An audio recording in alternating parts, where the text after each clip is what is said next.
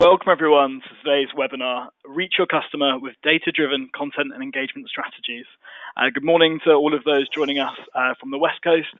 Good afternoon to everyone on the East Coast and Europe, and hello to everyone catching up on the recordings as well. Thank you for joining us. I'm really pleased to welcome an all-star panel to the Insight Group webinars today. First up, we have Michelle Van Slyke from the UPS store, Senior Vice President of Marketing and Sales. Also joining us, a previous Insight Group webinar alumni, Brian Border, who's VP of CRM for Shutterfly. And moderating today's discussion, we have a good friend of the Insight Group, Jack Edgar from the Craftsman's Agency. And finally, you're also a vital part of today's discussion. There are over 500 of you signed up today, including marketers from Comcast, Dell, Wells Fargo, Aviva, IBM, Home Depot, and many more. So please do submit your questions into the chat box. We'll try and get to as many of those as possible.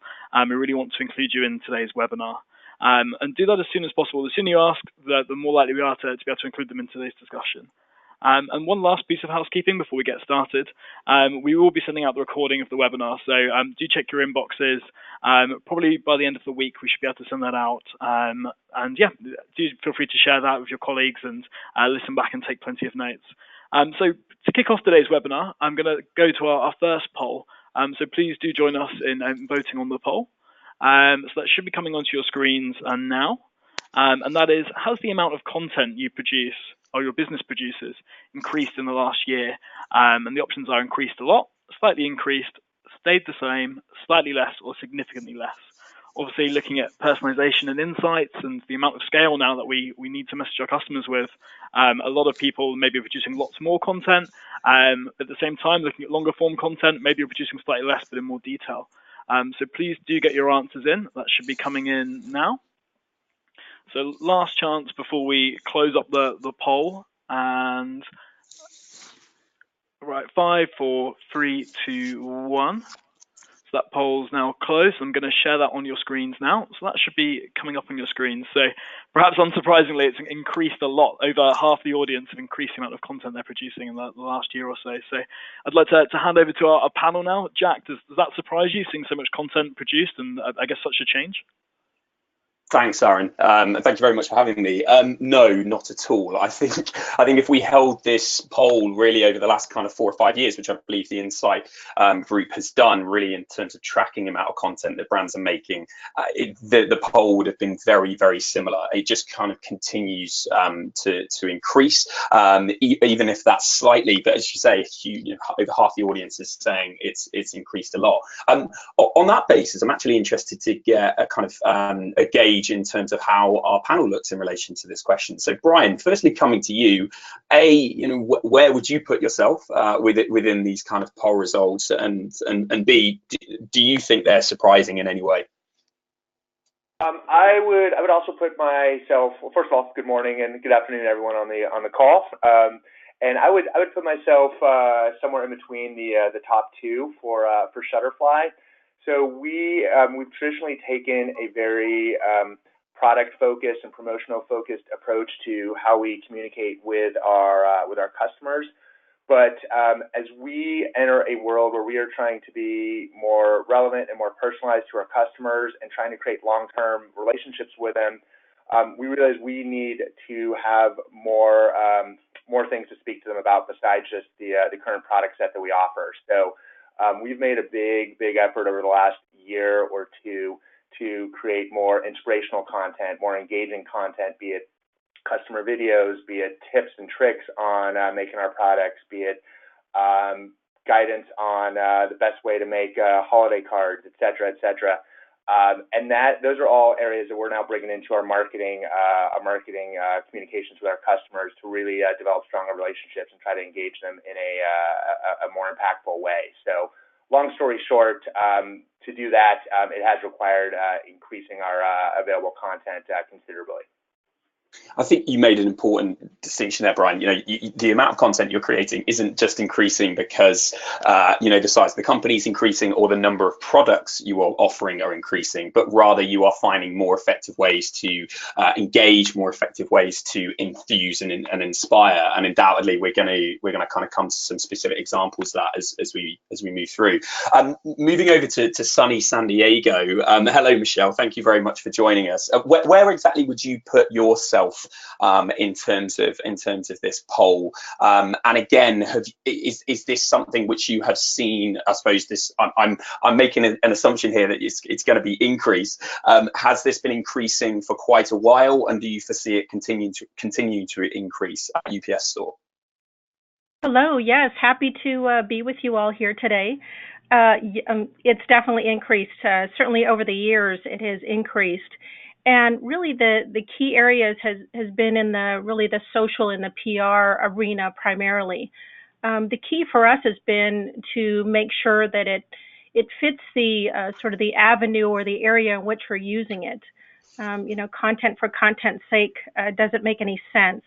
So you want to make sure that it fits where you have it. The other key also is to make sure you're leveraging that content as much as you can. So it's a little bit of a balancing act, making sure it's tailored for the tool that you're using it for and making sure that you're getting the most value for your money. Mm-hmm. Yeah, that's a great point. And again, we'll be touching on not only how you go about generating that content, but the best way to actually leverage it and the right channels through which to leverage it as well later on. So bringing it back, so the entire focus of this webinar is really ensuring that you reach your audience through, and this is a very kind of key word, a key phrase here, through data-driven content and engagement strategies. Being data-driven is certainly a phrase that gets used a lot. So in your view, Brian, what does data-driven mean for Shutterfly? Yeah, at Shutterfly, I mean, I think first of all, it's understanding what it's been a journey where we've been understanding and trying to make better use of the data we currently have available to us, and then enhancing that with other data sources. So being an online retailer is a huge advantage in that we understand a lot of the behaviors the customer has taken with Shutterfly, be it what they've browsed, what they've engaged with on our social media channels, and ultimately what they've purchased. And so in our personalization journey, we've started with that to better understand and better make use of the behavioral data to understand what are the right communications and conversations to be having with the customer going forward. What are the right products to recommend? What are the right channels to be hitting our customers with our messages? But then in recent months and years, we have really tried to build out much deeper customer profiles. And so that is where things such as doing a better job of leveraging our relationships with our partners has helped a lot. For example, we have bridal partners that can help us understand which of our customers may be getting married sometime in the future, so we can tailor our approach and our communications to talk to them about our wedding offerings and our wedding services that those consumers may be interested in. And then lastly, we have a very basic preference center on our site right now, but we believe there's a big opportunity to better tap into the consumer themselves. The consumers themselves to understand what their interests are, what their needs are, and that is something we're expanding in the near future, and that will enable us just to get an even more complete picture of each customer and allow us to tailor our communications accordingly. Fantastic. And obviously there you focused a lot in terms of the way in which data can provide meaningful insights when it comes to, as you mentioned, better understanding your customer and thus generating more personalized content for them. And that we will come to that very, very shortly. But I suppose prior to that, a lot of the ways in which marketers are leveraging data currently is to actually judge, whether or not a strategy or campaign has been successful or not. On your side, Michelle, when actually kind of judging success of a particular strategy or campaign, what are some of the kind of priority data points that you look at? Yeah, well, it's interesting. Probably a little bit of the opposite of Brian. We have 4,700 retail locations in the U.S., and we're within 10 miles of 84% of the U.S. population. So our reach, our reach when it comes to being human is substantial. So for us with campaigns, it's really the combination of obviously delivering results in our top line revenue. Our stores are independently owned and operated, and so it's very important for them to be successful as individual entities, if you will. And then we need to marry that with being authentic in the store environment. So the communications or advertising that we have that's happening outside the store needs to be authentic when it's inside the store. So that's also a measurement of success on whether or not the two are connecting, and whether or not what we're communicating outside the store is really delivered inside the store. So we have a lot of different tools that we use in order to make sure that that's the case. Mm-hmm. And you've already touched upon a point which we've had a couple of questions from the audience on in relation to marrying ultimately online and offline data points. Typically, if you are just looking at kind of social engagement or digital engagement, people have, a lot of marketers have developed their kind of tried and tested KPIs that they always go to. For you, Michelle, how do you actually go about doing that, gaining a really nice holistic picture, again, of both online and offline data? Yeah, it's interesting. I had the team recently go back and look at all the research we've done over the past 8 years. We've actually done about 151 different points of research in order to gain insight. It's both long-term research and I'll call it immediate. We have a tool where we actually have our target customer, which are micro small businesses. We have about 300 to 400 micro small businesses online at any given time where we can get immediate feedback on whatever it is. If we're looking at something new or something's happened, we can immediately, within, I'll call it hours, I can have feedback from our core target on what's occurring. So I think the key really in today's environment is to marry more long-term research with quick insight so that you're making good decisions.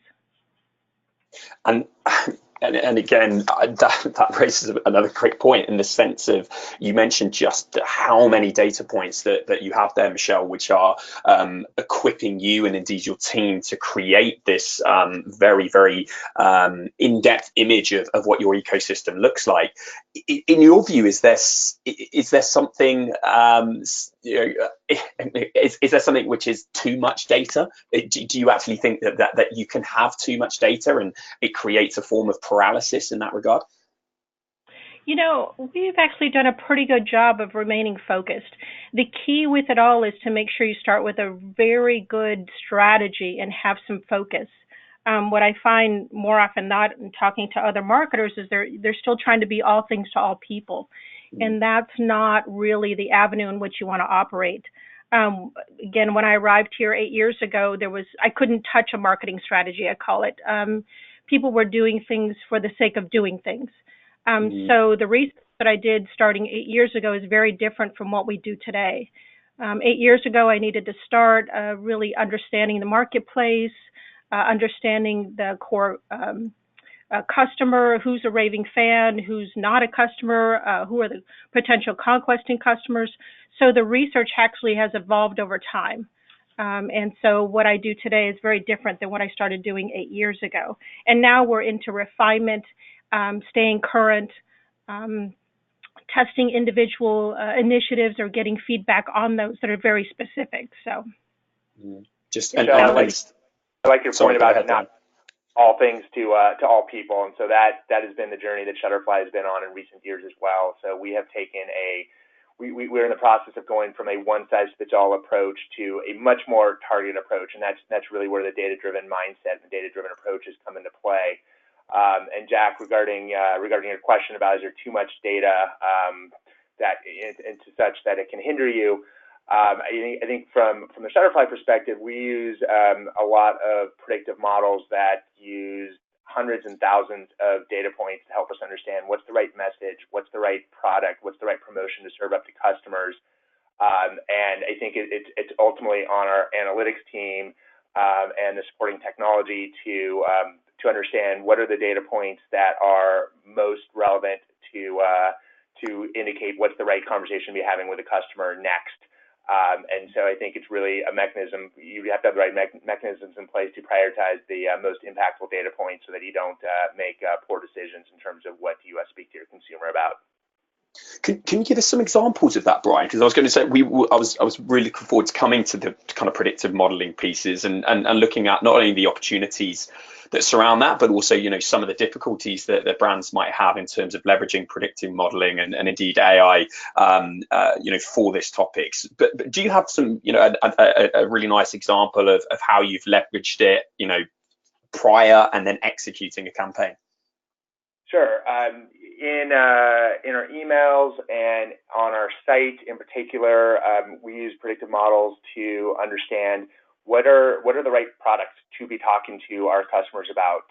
So even when we are taking more of a product-focused approach to our communications with customers, that we have hundreds, if not thousands, of products that we could be speaking to consumers about. So the predictive models help us understand in the really precious real estate that we have, what is the right first product, second product, third product to be talking about, and that's something that we've been able to get smarter over time with. So we've taken really a test and iterate approach, and every time we implement or execute using a predictive model, we also have a methodology in place that allows us to get smarter and measure the effectiveness of the model. And we also set up in ways to get data points that help us to improve the model over time. And you mentioned obviously that a great example in relation to email. I'm assuming that the goal is to really have this this predictive modeling and the insights that it provides happening as multi-channel and across channels as much as possible. Exactly, and we've started small, and admittedly we started in more of a siloed fashion and just focused on a few channels. But the vision is over time that we are using this model, this modeling and the output of the models to inform our messaging for our consumers and to really display that consistent messaging across all of our channels. So whether a consumer is engaging with us over email or on our app or on our site, they're hearing the same thing from us and getting a consistent message. And that's something we do okay today, but we have an opportunity to do an even better job in terms of coordinating the experience. Fantastic. Just to say, we've got some really great questions coming through from the audience through the question and chat function on the right-hand side. The most recent coming from Jake Toms about educating customers about their products, and we will certainly be coming to those. So please do send them through, and we'll make our way through them as we go. Before moving on, I just when on the basis of generating a truly kind of multi-channel and holistic campaign as possible. On your side, Michelle, obviously you can use your data to be reflective and work out what has been successful in terms of your content engagement strategies, but it's also about using that data to position yourself or reposition yourself within an industry. And I know that you've done a fair amount of work on this in terms of positioning UPS Store as an invaluable resource for your customers in relation to the Beyond Shipping campaign. Could you share a little bit more about really how the development of that campaign, the concept, and how effective it was? Yeah, I mean, at the UPS Store, obviously we're known for shipping because of the UPS brand that's been around since 1907. So there's that affinity that already exists with the shipping. However, at the UPS Store, obviously there's a lot of other products and services that are being offered. We are finding that customers that were already coming into the UPS Store, there was some work to do related to our other products and services, but individuals who were not coming into the UPS Store at all, what could we find out or what could we learn about them to help us with our business? And interesting enough, the best resource that we used to get that insight were our current customers, our own raving fans. So we actually put our raving fans into a room, let them talk about the UPS store and what they love about the UPS store. And then in another room live, we had customers who did not come to the UPS store or on a regular basis or don't come in at all. And they got to listen and understand what current customers love about the UPS store. Then we went and talked to these customers and asked them what they thought about what they heard and they saw from the raving fans. And it was a big aha moment for us in that the personal relationship that they had with the store, as well as just a general understanding about all of our products and services, was really the key. So the more straightforward we could be, and I mean straightforward, we could be about all of our products and services, that was going to be the key. And then once they got into the store environment, because our stores are all independently owned and operated, that personal service that they get across the counter was what was going to keep them coming back, because they were frankly a little envious of the relationship that the raving fans had with their stores. And as small business owners, you're out there and you're looking for all the help you can get sometimes. It can be a very daunting task to own your own business. So they also were looking for that compassion that can happen within our store environment. So the current Beyond Shipping campaign really is focused on being extremely straightforward on our products and services. And then again, just it's reinforced in the store environment, that emotional connection that our customers can have. So the data so far since the launch of the campaign has been extremely strong. Our revenue's strong. Our franchisees love the campaign. And if anybody's ever worked in franchising, you know that half the battle sometimes with your marketing can be how happy your store owners are. And they're ecstatic about the campaign. So I take that as a key data point as well. And really that speaks to quite an important message overall when marketers are looking at their data. Sometimes the old school, in inverted commas, data points are as valuable, if not the most valuable when judging the success of a particular campaign, and then also knowing what it is you need to kind of focus and hone on. So yeah, a kind of perfect example. When I suppose coming back to that initial question of marrying offline and online data, Michelle, how did you, I suppose, kind of process the data that you had from focus groups and then weave that within some of your online data sets to generate, okay, this is exactly what we're going for? Yeah, so obviously once we made the creative, I went back into research again with conquesting customers to see if it was going to resonate. So that was one of the key points. And then now it's a matter of tracking how we're doing, I'll call it in the non-shipping categories. And those have been doing exceedingly well. I mean, just a category like shredding, which is a huge margin for us, already this year we're up 25%.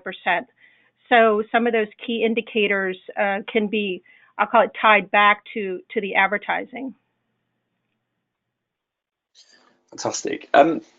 To move on from the question that I asked earlier in relation, can you have too much data? Brian, coming back to you, do you think, and it's kind of a subtle differentiation here, but do you think it's possible to be too data driven? And I suppose what I mean by that, is it possible to combine and marry a truly creative, imaginative, unique mindset with a disciplined analytical one? Combining both sides of the brain, is it possible to strike a balance between the two? I think you have to find a way to do that, because otherwise, however you speak to a customer, it runs the risk of falling flat. So I don't necessarily know that those are mutually exclusive things. I think taking a more analytical approach to our consumer interactions kind of helps us get in the right ballpark and better understand what are the types of messages we should be communicating to our consumers.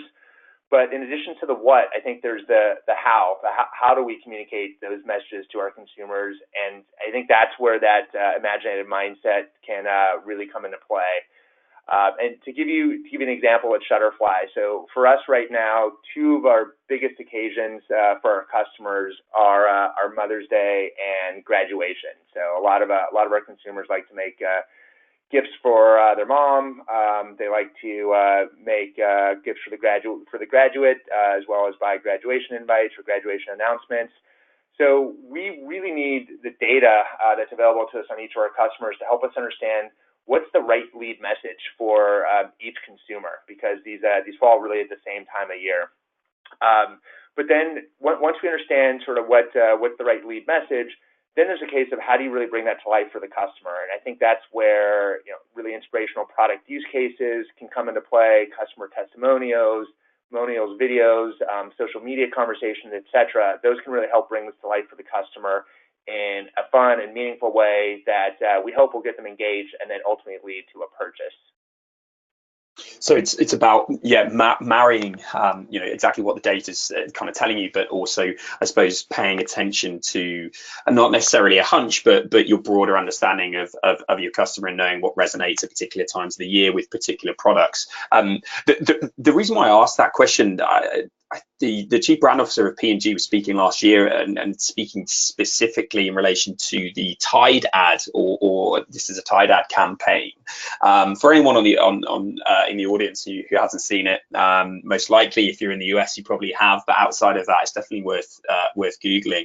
But he spoke specifically about the fact that there was very, very little data to support the decision to actually run with this campaign, but instead he put a lot of weight on his phrase was the tingle factor. Michelle, moving over to you, do you have a kind of tingle factor that you kind of listen to when either you are developing your own ideas or indeed your team comes to you with certain ideas, and how much weight do you put on that compared to what the raw numbers are telling you? Yeah, there definitely is that aspect, and I think that has to do with knowing our core customer and knowing our store owners exceedingly well, and what's going to connect with them and what's going to resonate with them. I also have the benefit of having a marketing advisory council made up of our store owners. So clearly they're interacting with our customers on a day-to-day basis as well. So I know if it's going to work with this council and then it's likely going to resonate with consumers as well. There definitely is that aspect. We're all human and we want to connect to what we experience every day. It's a little trickier for us at times though. We're a needs-based business. Nobody wakes up in the morning saying, oh my God, I think I'm going to go buy some notary, or I'm going to go buy some packing and shipping. I do that every day, Michelle. Don't undersell it. Thank you. I mean, it's a little different from Shutterfly. I mean, I'm a Shutterfly customer, and so I do appreciate the aspect of that type of business. But at the UPS store, it's a balancing act between having that emotional connection with our target and there actually being a need. So part of the work that we have to do is to make sure that we're top of mind when there is a need, and how can we do that? I know Brian was talking about holidays and how that works. That's a part of our strategy as well. It may be a little old school, but we find that just being on the radio saying that the UPS store is open during key shipping times and things like that definitely make an impact on our business. So it's a balancing act between having creative and communications that have an emotional connection, and at the same time making sure that we've got the awareness and we're top of mind during key moments.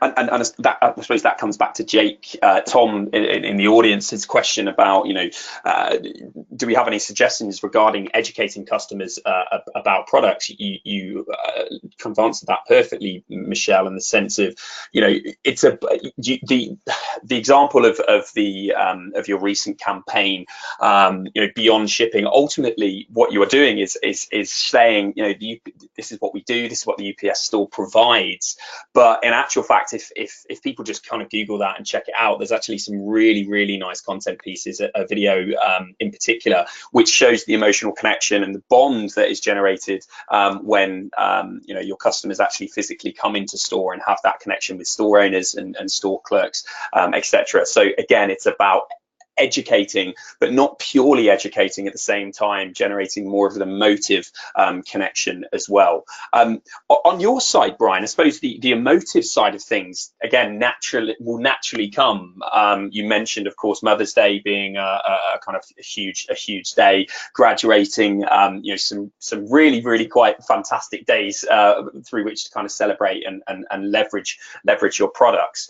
I suppose the education piece is that less of a priority for you, therefore, or in actual fact, are you still developing content to kind of educate customers by which, how easy it is to use Shutterfly, etc.? No, the educational piece is critical for the great majority of our customers. So, like Michelle was talking, we also, not surprisingly, have some rabid fans who use Shutterfly all the time and buy all sorts of different types of products, be it holiday cards or photo books and mugs and calendars, and they do that each and every year. Unfortunately, that's not the majority of our customer base. That's a minority, and so there are many other customers that we do need to educate them on. And I really liked Michelle's point about really speaking to customer needs. And one of our challenges is that customers have some needs with Shutterfly, but our goal and our challenge is to help them uncover other needs and help them realize there might be other use cases for things they haven't even thought about. So, for example, we have a number of customers that do primarily buy from us just during the holidays. They may buy photo books or calendars for themselves or to give as gifts to others. They may use Shutterfly for their holiday cards. But there's so many other great everyday use cases, be it buying a phone case, be it having a mug to enjoy your morning coffee that has your photos on it, etc. That for us, a lot of the education is just helping them understand why other products can help bring joy into their life on a day-to-day basis. And then getting a little more into the tactics, and I spoke about some of this a little bit earlier, but similarly to what Michelle was saying, we do use videos to help bring our products to life and to really marry both the use case with the emotional impact.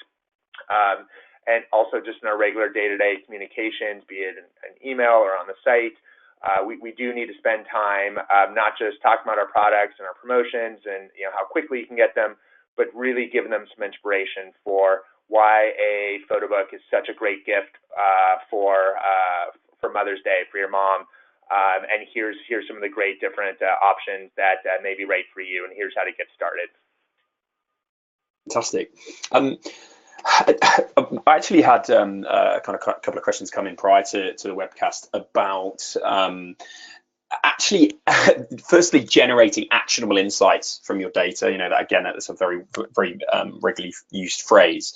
But then also ensuring that those actionable insights are indeed actioned, and it seems to be there. In a lot of companies, there's kind of vacuum where the data is collected, analyzed in the right way. Some actual insights are kind of generated from that, but in actual fact, they never find their way to the relevant team or the relevant individual, or in actual fact, other priorities become more pressing, and they're kind of they drop off and are forgotten.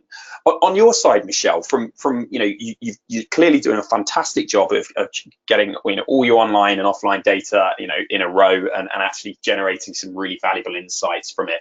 What is really fundamental for you to ensure that those are actually actioned and they make their way into the content that you are creating? Yeah, I mentioned earlier that we have we have a closed online site with our core target of about 300 to 400 small business owners, and at any given time I can put whatever we're working on at the UPS store into that system and get feedback. When we were actually working on the campaign, we had very specific language that we were looking at that we thought would resonate with the target or not. And we actually went down to specifics and put specific language into our online system with our core target. And the data came back very clearly towards one versus the other. So sometimes it's a matter of, going back, even though you've done all the work and you've got all the insight and you've got a campaign that you believe is going to resonate, sometimes, words matter, and so you want to make sure that they're going to be as effective as possible. So if you can go back and get that last bit of insight, it really was a tipping point for us in terms of some specifics to use. So having I call it that immediate resource available, and then using the tool when you need it is really critical. So that data analytics piece, therefore, is not static in that regard. You are continually going back to those data points and leveraging them pretty much in a real-time basis, rather than, analyzing them really effectively and then just having them sit within a lovely kind of QBR report or a metrics deck. Instead, it's more of a living document from which you are pulling and taking all the time. That's right. And, I have the same capability with our store owners. So at any given time, if I want to survey our store owners on some point of information or something we're looking to do, I have the ability to do that as well. So it is a marriage between, having a strategy, having your plans on what you're doing, and then when it comes down to specifics, sometimes you need that extra information. How about you, Brian? How often are you, I suppose, going into your data mines and your data archives and pulling that information? I mean, I know that this is happening, obviously, on a reflective basis, perhaps on a quarterly level, etc. But do you have the ability to kind of go in and leverage those real time insights and I suppose how often is too often to kind of go in and be looking at the data? Yeah, it's a good question in terms of how often is too often. But within our marketing organization, we have some mechanisms in place today, and some that we are actively working on to ensure that information is shared with the right people, not just even within marketing, but with all of our key work partners that need to make decisions. And so we have a set of customer dashboards that have been developed and are constantly being iterated upon. And in some cases, there's information that's being shared weekly. In other cases, it's daily. In other cases, it's a little bit less often, such as monthly or quarterly. And so there's one piece that is just making sure that we all have access to any key changes in consumer behavior and consumer mindset, be it in the types of behaviors that customers have been taking, the types of things they've been purchasing or stopped purchasing. But also that it also really helps us get to the any changes in customer sentiment, and that's something that I think is behavioral changes can happen pretty quickly. Changes in customer mindset, tend to be a little bit slower moving. So that is something we look at monthly, but even quarterly, and sometimes even over less frequent periods than that, to understand if the way customers are feeling about Shutterfly has changed, and if their needs and or their pain points of change that need to be addressed via customer experience initiatives or in the way we're communicating with them on an ongoing basis. We've spoken, and you were doing so just then. We've spoken at length, Brian, about leveraging a kind of plethora of data insights in terms of exactly what content we are generating, and making sure it's as personalized as possible. When it comes to analyzing your data in terms of the specific touch points and channels, I suppose what kind of key KPIs and key data points are you looking at with regards to the channels themselves, Brian? Yeah, I think for us at Shutterfly, we have most of our customers, even our best customers, typically only purchase from us a few times a year. So with that in mind, we recognize it's going to be hard to drive material increases in conversion and revenue in the short term. So for us, our ultimate KPI is, can we increase customer conversion rates and customer spend over a 12-month period? Now, the challenge with that is waiting 12 months to see if you've moved the needle on a customer just doesn't really fly, and doesn't allow us to move fast enough in this day and age, particularly with an online company where things are moving very quickly. So to understand if we're on the right track, it really necessitates for us to look at a whole set of other proxy variables to give us a directional read on our performance on a much more frequent basis. So we do look at any changes that we're able to drive in conversion and revenue over the short term. But we also look at non-revenue oriented revenue metrics, non-revenue oriented engagement metrics that help us indicate if we are impacting the customer in other ways that ideally increase their affinity to the brand and will ultimately lead to longer-term value generation from the customer. And that can look like anything from how they're engaging with our different channels. So are they opening and clicking on emails? Are they visiting the site on a more frequent basis? Are they participating in social media conversations? And something that is unique to Shutterfly in our industry is our customers uploading photos on a regular basis. Fantastic. We're touching upon obviously leveraging different channels and the success of those. Also, would like to kind of move on to engagement strategies more specifically. And again, UPS Store, Michelle, of course, you have a number of different strategies, both online and offline. Do you have perhaps a couple of standout examples of each, which you can share with the group? Yeah, we track performance, similar probably to what Brian was describing there. We look at key indicators in an annual survey that we do. We have an internal BI tool that we can track, revenue. And then as we're doing campaigns, I will call it, each campaign or each initiative has its own set of ways that we're going to track its performance, regardless of what type of event it is. We want to make sure at the UPS Store that we're getting some type of return on that investment, even when sometimes it's not as retail oriented. Take the Tournament of Roses. We've had a float in the Tournament of Roses parade out of Pasadena for the past 3 years. And, the key for us is we want to be top of mind during a major returns season. And so our goal at that point really is to simply have the UPS Store have some level of exposure during the returns time. So we took something that is somewhat intangible. You can't tie necessarily a float directly to the cash register, but the number of impressions that something like that can garner during that key time is substantial. So for that particular event, impressions are key.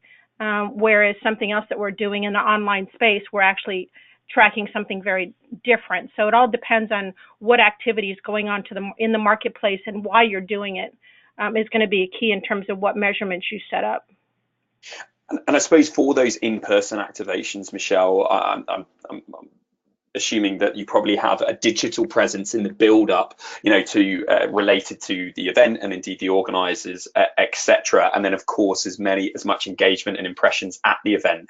Following those kind of periods or those kind of events, what happens after to kind of maintain that engagement and ensure that you are your position as being top of mind doesn't just drop off the cliff after that particular period?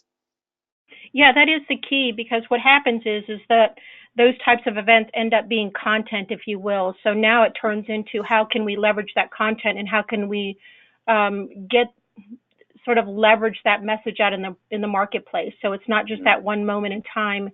It's also what other tools can you use to really expand on what's occurred. Mm.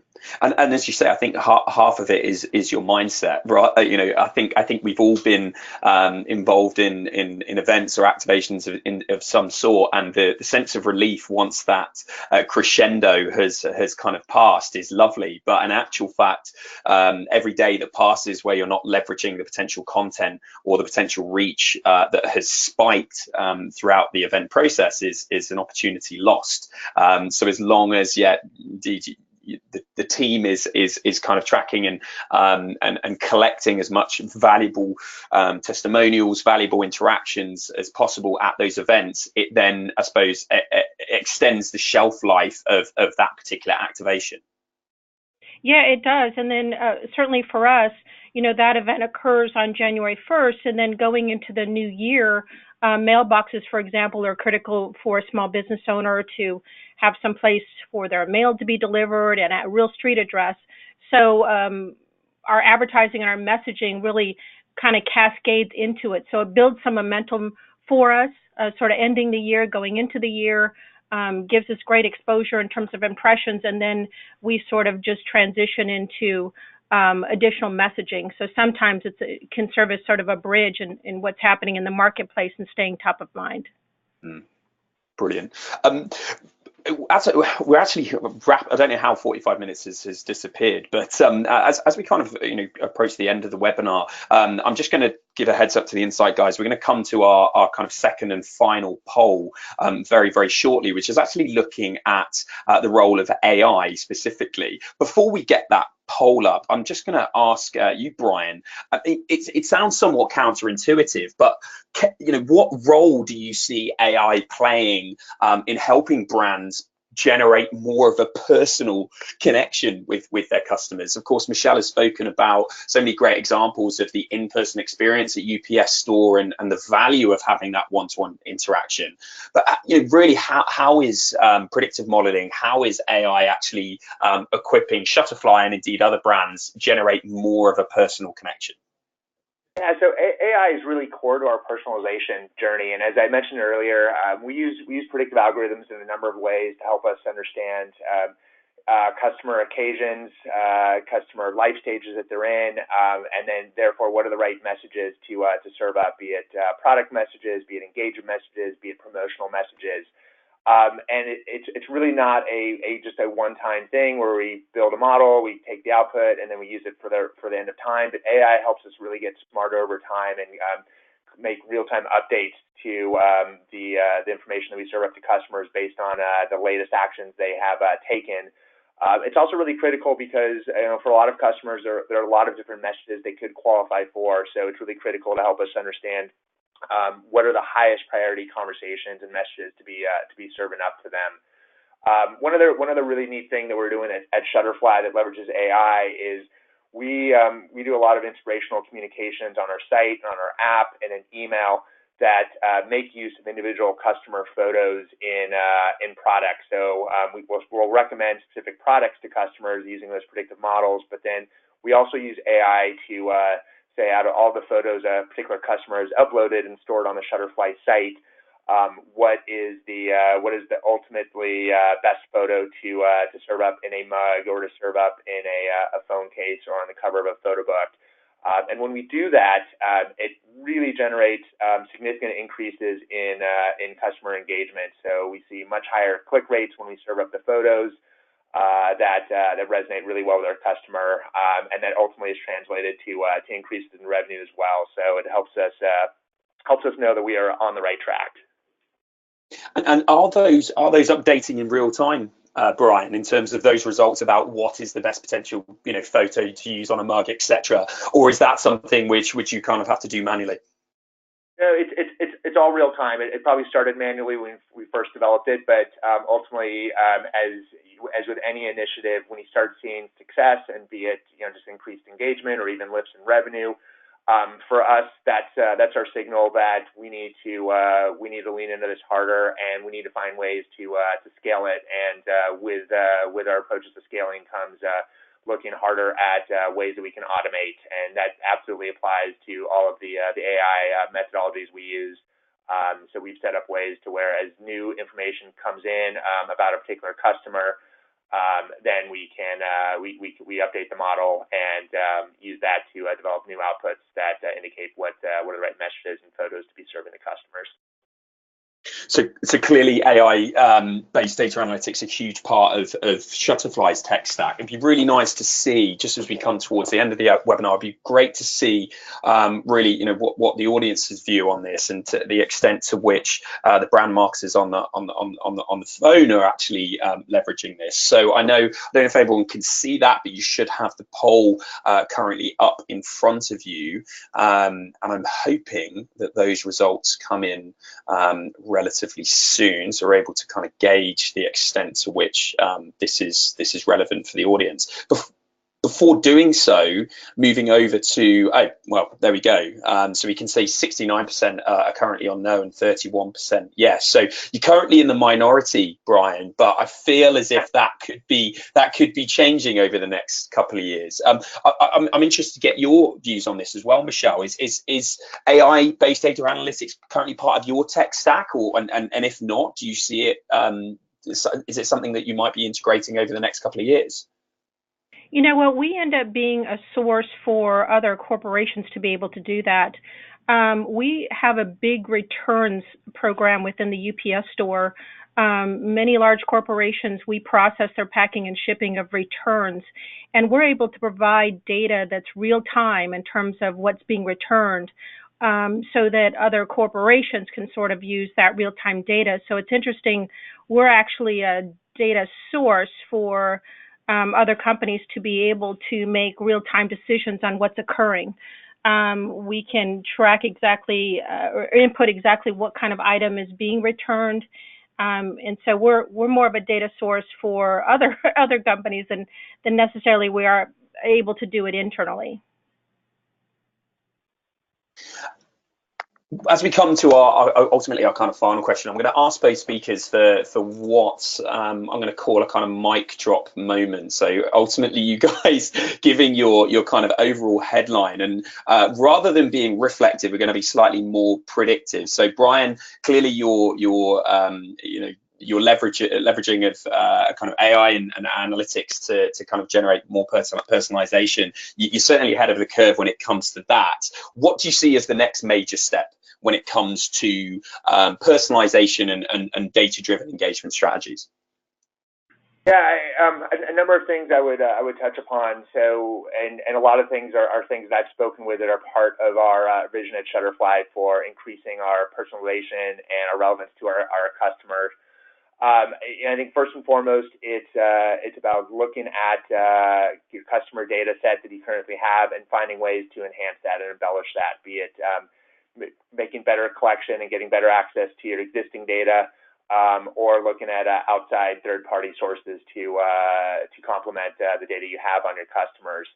And then, as you've spoken about at length, more and more it is going to be AI and algorithms that allow you to really make sense of the reams and reams of customer data that many businesses have. And so that's the only way to scale and to really ensure you're making the smartest possible decisions in terms of the experience you're creating for your customer. So, I think first and foremost, it's about understanding your customer even better and getting the data to support that. And then it's really about, secondly, it's really about making sense of the data. And then the third thing, which I also touched upon, is for years, companies have been talking about creating a unified experience across channels. That is something we have made progress on at Shutterfly, but absolutely are going to be focusing on more and more, so that we go from not having a siloed approach that feels like a disconnected experience for customers, but more and more we're creating a cohesive experience. So no matter where and how customers engage with us, they're getting consistent messages and consistent interactions with us that will ultimately resonate best with them. A fantastic 1, 2, 3 there, Brian. Thank you very, very much for that. And over to you, Michelle. I mean, what has been so nice about some of the stories that you have shared on this webinar is, again, as more and more focus is being put on digital and indeed on AI. Clearly, the UPS store is exemplifying that. The just actually meeting your customers face to face, the in-store experience, the emotional connection that you can generate through that is not only one of the most effective engagement strategies that you can have, but B, one of the most valuable data points that you can have. I undoubtedly you're going to continue to focus on that just because it seems so valuable and so brilliant. What's next for the UPS store? How do you see your content engagement strategies evolving over the course of the next year? Yeah, it's certainly one of ways of refining. We were just talking about just yesterday our research plans for the remainder of this year and all through 2020 in terms of where the key areas where we need additional insight in order to make refinements, I'll call it. Part of it is doing it in the online space and getting feedback there, but part of it is in the in-store environment, very specific in terms of, I'll call it in-store interviews, exit interviews, and things like that. We've got 5 test stores out there right now of a redesigned store environment, and that store environment has been specifically designed to highlight all of our products and services. So understanding from a consumer perspective, is that working, is it not working? Understanding from our store associates and our store owners if that's working and that's not working. So again, I'll call it more of that face-to-face human interaction to get that valuable insight to then see how we can either leverage that insight, recreate, I'll call it that magical moment that could happen within our store environment. A lot of just continuing to make improvements on what we've already done. It's certainly it's always changing. If I've learned anything over the years in terms of insight and being fact-based, it's that it is constantly changing. And so staying connected and getting and having a good understanding of what's going on. Just last week, I'm like, I got to get out. Get out and you just go to stores and I call it you walk the pavement and see what's going on, and experiencing it yourself as well is also a good point. I just can't sit back and look at reports and watch things. You have to see it firsthand and balance that with all the other data points that you have as well. Exactly, and so much weight is put on analyzing and experiencing the kind of customer journey flow, and people will do that when looking at perhaps their e-commerce flow or their going through their website and how that looks. But again, actually, it's all about putting yourselves in the shoes of the customer. And it sounds like, Michelle, you're doing a great job of actually physically putting yourself in the shoes of the customer, i.e., walking the steps that they would walk through your physical stores. And again, just kind of continuing to harness the momentum that you already have. Brian, Michelle, thank you so very, very much for all of your insights. A kind of really lovely kind of combination of differing businesses, very much on the same mindset, but just given the nature of your industries, obviously executing fantastic engagement and really data-driven content strategies. I'm going to hand back to Aaron to kind of close us out, and it looks like on the screen that there is a fair amount of other insights to be shared at some point. Thanks a lot, Jack. That was a really great panel. I've been quietly sat here taking lots of notes and lots of inspiration for the future Insight Group events and future webinars, but also our own marketing as well. So I want to say a big thank you again to our panelists, both Michelle and Brian. Thank you for joining us. A quick mention, obviously it's popped on your screens. We will actually be sending around the recordings for this webinar. So as you listen back, you'll see we'll have some more information on the upcoming Brand Marketing Summit, which Michelle's actually going to be joining us at. So that's taking place at the end of May in San Francisco. And you can see some of the names on screen that are joining us, alongside Michelle. And really it's bringing together senior marketers from lots of different industries, from Marriott to Budweiser to HP to farmers. So hopefully you can join us there as well. So I guess one last thank you to our panelists and Jack for leading today's webinar. And I hope to see you on another webinar soon or at the Brand Marketing Summit. Thanks again.